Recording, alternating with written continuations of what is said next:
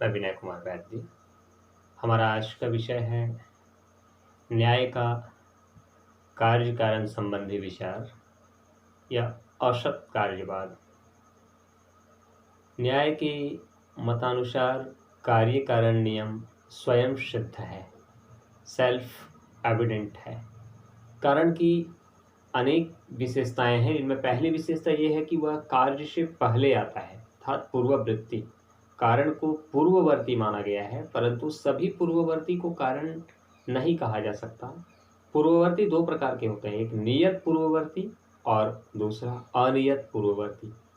तो नियत पूर्ववर्ती वह है जो घटना विशेष के पूर्व निरंतर आता हो, हमेशा आता है। उदाहरण स्वरूप वर्षा के पूर्व आकाश में बादल का रहना।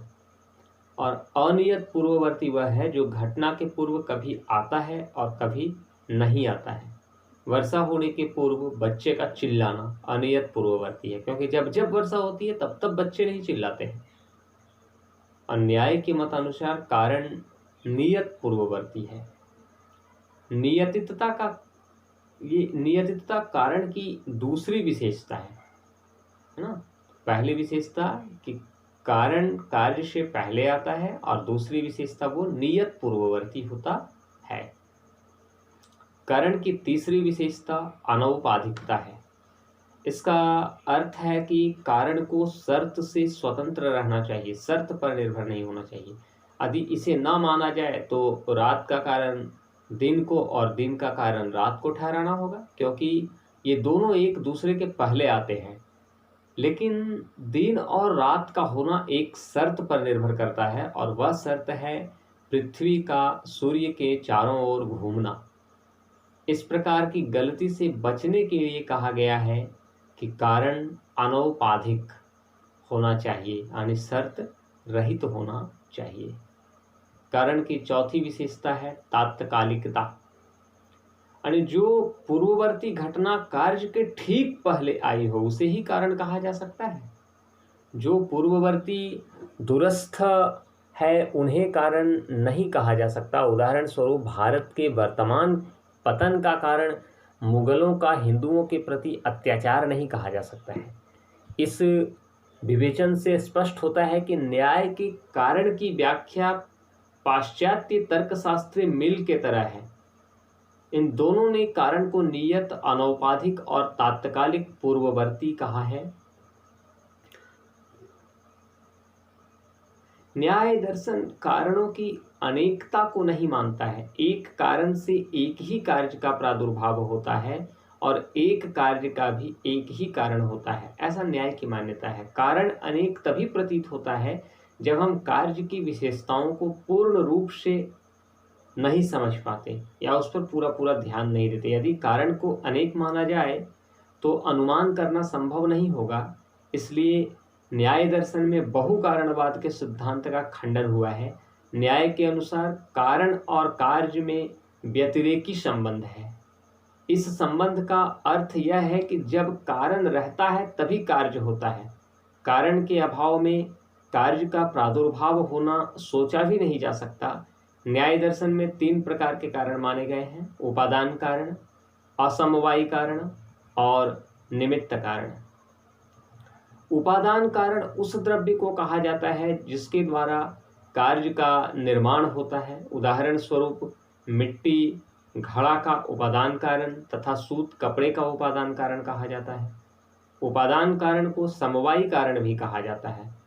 असमवायी कारण उस गुण आ कर्म को कहते हैं जो उपादान कारण में समवेत रहकर कार्य की उत्पत्ति में सहायक होता है।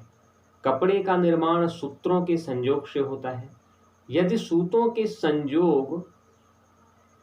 सूतों का संयोग कपड़े का असमवायी कारण है। निमित्त कारण उस कारण को कहा जाता है जो द्रव्य से कार्य उत्पन्न करने में सहायक होता है। उदाहरण स्वरूप कुंभकार मिट्टी से घड़े का निर्माण करता है, इसलिए कुंभकार या कुम्हार ही घड़े का निमित्त कारण है। इसी प्रकार जुलाहा सूतों से कपड़े का निर्माण करता है, इसलिए जुलाहा भी कपड़े का निमित्त कारण है। न्याय के कार्य कारण सिद्धांत को असत कार्यवाद कहते हैं, इस सिद्धांत के अनुसार कार्य की सत्ता उत्पत्ति के पूर्व कारण में अंतर्भूत नहीं है। यह बात असत कार्यवाद के विश्लेषण से ही सिद्ध हो जाती है। Non existence effect doctrine, non सत एग्जिस्टेंस कार्य इफेक्ट और वाद मैंने डॉक्ट्राइन असत कार्यवाद या असत कार्यवाद उस सिद्धांत को कहते हैं। जब इस बात को हम देखते हैं, असत कार्यवाद का संधि विच्छेद करते हैं और इसको टुकड़े टुकड़े में करके समझते हैं, तो हम यह पाते हैं कि असत कार्यवाद उस सिद्धांत को कहते हैं जिसके अनुसार कार्य का अस्तित्व कारण में नहीं है। इस सिद्धांत को आरंभवाद भी कहा जाता है क्योंकि यह कार्य को एक नया आरंभ मानता है। असत कार्यवाद का सिद्धांत सांख्य के सत कार्यवाद का विरोधात्मक है। सत कार्यवाद के अनुसार कार्य की सत्ता उत्पत्ति से पूर्व कारण में निहित है, परंतु असत कार्यवाद के अनुसार ऐसा नहीं है। कार्य की सत्ता उत्पत्ति से पूर्व कारण में निहित नहीं होती है, वरन एक नई वस्तु का निर्माण होता है। न्याय अपने असत कार्यवाद को प्रमाणित करने के लिए कुछ युक्तियों का सहारा लेता है। इसमें पहली युक्ति वो देता है कि यदि कार्य उत्पत्ति के पूर्व कारण में निहित रहता तब निमित्त कारण की आवश्यकता नहीं होती। यदि मिट्टी में घड़ा निहित रहता तब कुम्हार की आवश्यकता का प्रश्न ही नहीं उठता। परंतु हम देखते हैं कि प्रत्येक कारण से कार्य का निर्माण करने के लिए निमित्त कारण की आवश्यकता होती है। अतः इससे सिद्ध होता है कि कार्य उत्पत्ति से पूर्व कारण में नहीं है। दूसरा कि यदि कार्य उत्पत्ति के पूर्व कारण में रहता तब फिर कार्य की उत्पत्ति के बाद ऐसा कहा जाना कि कार्य की उत्पत्ति हुई, यह उत्पन्न हुआ, यदि सर्वथा अर्थहीन मालूम होता। परंतु हम जानते हैं कि इन वाक्यों का प्रयोग होता है जो सिद्ध करता है कि कार्य उत्पत्ति के पूर्व कारण में असत है। तीसरा तर्क वो देता है कि यदि कार्य उत्पत्ति के पूर्व कारण में ही निहित रहता तब कारण और कार्य का भेद करना असंभव हो जाता, परंतु हम कारण और कार्य के बीच भिन्नता का अनुभव करते हैं।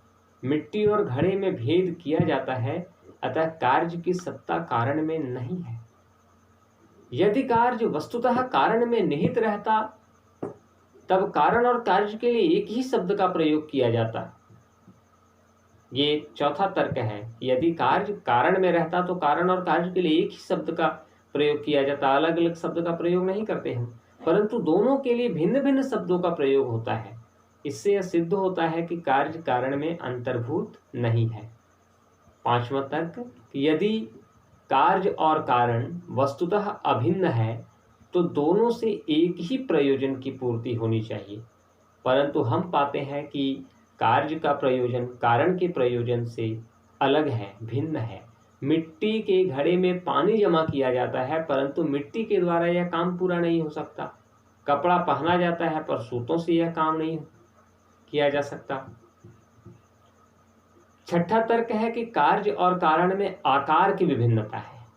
कार्य का आकार कारण के आकार से भिन्न होता है, अतः कार्य का निर्माण हो जाने के बाद यह मानना पड़ता है कि कार्य के आकार का जो कारण में असत था प्रादुर्भाव हो गया, परंतु असत से सत का निर्माण होना विरोधाभास प्रतीत होता है।